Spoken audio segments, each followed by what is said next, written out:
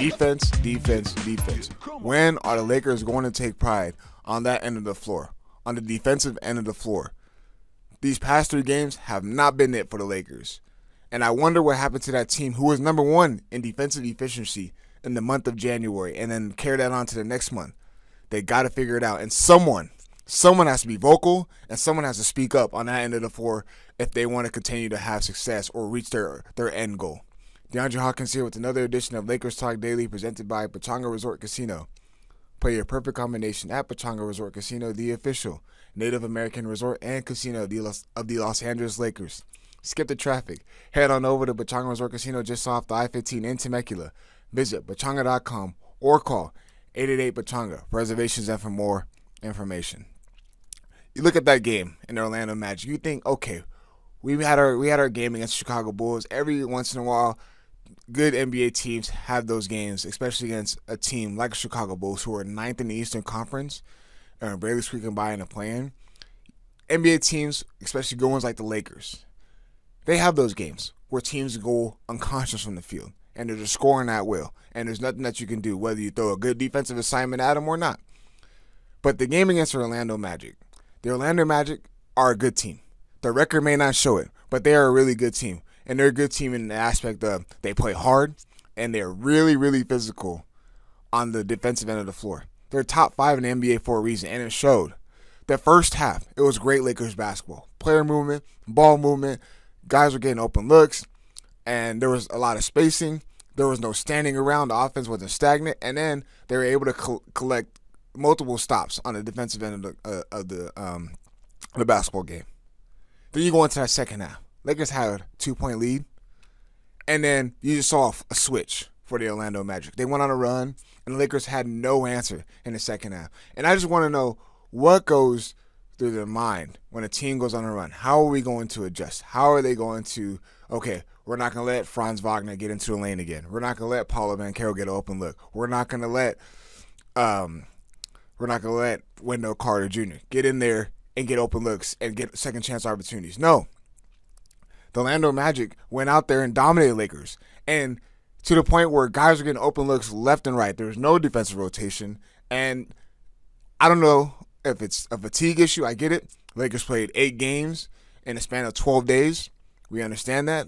Could it be a sign of fatigue? Yes. I know people are saying that this is the first time in a couple weeks where the whole starting 5 unit is together. Obviously, Rui Hachimura is not in the starting lineup because he's dealing with minutes restriction, and he's still trying to get that jumper knee to 100%. We understand that he said he's dealing with a 70 to 80%, so it's not fully healthy. But if the Lakers want to get most out of this Western Conference, if they want to get into a top 3 seed, they got to take pride in that defensive end of the floor. And I get it. Fatigue might be an issue. We understand LeBron James is still trying to get his feet underneath him. We understand Rui's going to get his feet underneath him. The rotations are still trying to get figured out and get back into that mix. But you can't coach defense. I don't know how many times I got to tell and go on and say this every single time. Like, you cannot coach defense. It's something that's an effort thing. So the excuses of they're just tired or we don't have the right defensive personnel. No, the Lakers do have the right defensive personnel, and that's why they were number 1 in defensive efficiency in that month of January, and they carried on to the month of February, and so on, because they're playing really good basketball. And I have a strong feeling Lakers are going to get back into a good style of basketball where they were getting out in transition, Luka getting a defensive rebound, outletting up the head of the floor. It's going to get back to that Lakers basketball and that exciting basketball.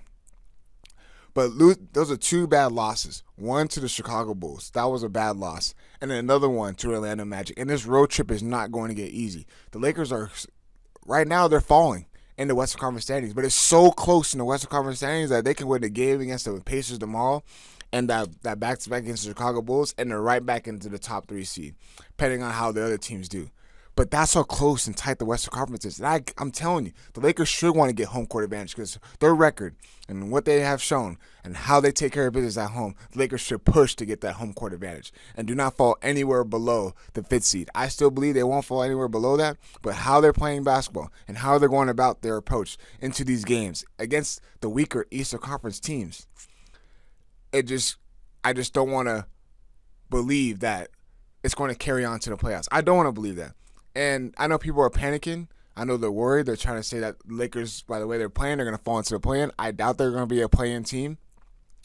But if there was a case, and the only way they would be a play-in team is if their defense does not pick up. And I know JJ Redick is going to talk to these guys. He's going to put them in the right spots, in the right positions.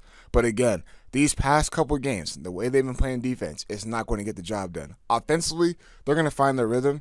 I would like to see more ball movement. I mean, a lot of guys is starting to become iso ball. When LeBron James has a rock, everyone's standing in the perimeter. One's in the corner, one's in the other corner, and one's on the other wing. And it's like everyone just standing and watching. Even when Luka Doncic has the ball, it's a lot of standing and watching. Watch him dribble out the shot clock and it ends up with a step back three-pointer. Good shot for Luka because he believes he can make it, but bad shot offensively because when you're struggling to get the offensive going, especially in the second half like they did, it's not time to settle. It's time to find a good shot, get fouled, go to the free throw line, or get a nice bucket into the paint when you run your offense fully through. But that's what happens when frustration starts to boil up, and you see it. You see it in Austin Reeves. You see the frustration in LeBron. You definitely see it in JJ Redick. And I believe this Lakers team is going to figure out. It might take a couple of games. They might have to, compared to this back-to-back coming up with the Pacers, and you got the Bulls falling up right after that. We know how the Lakers have been managing as far as back-to-back. But they can still end this road trip on a high note, but it has to start on the defensive end first. But the Lakers got the Pacers tomorrow in Indiana. We'll talk a little bit about that right after I let my partners at Pechanga give you guys a quick word. At Pechanga Resort Casino, you can rock and roll, sip and slide, twist and shout. Play your perfect combination at Pechanga Resort Casino, official Indian gaming sponsor of the Lakers. Lakers got the Pacers tomorrow night. You know what? I'm going to save that for tomorrow's episode. How about that? What I want to ask is, Laker fans, how do you feel about this defensive performance?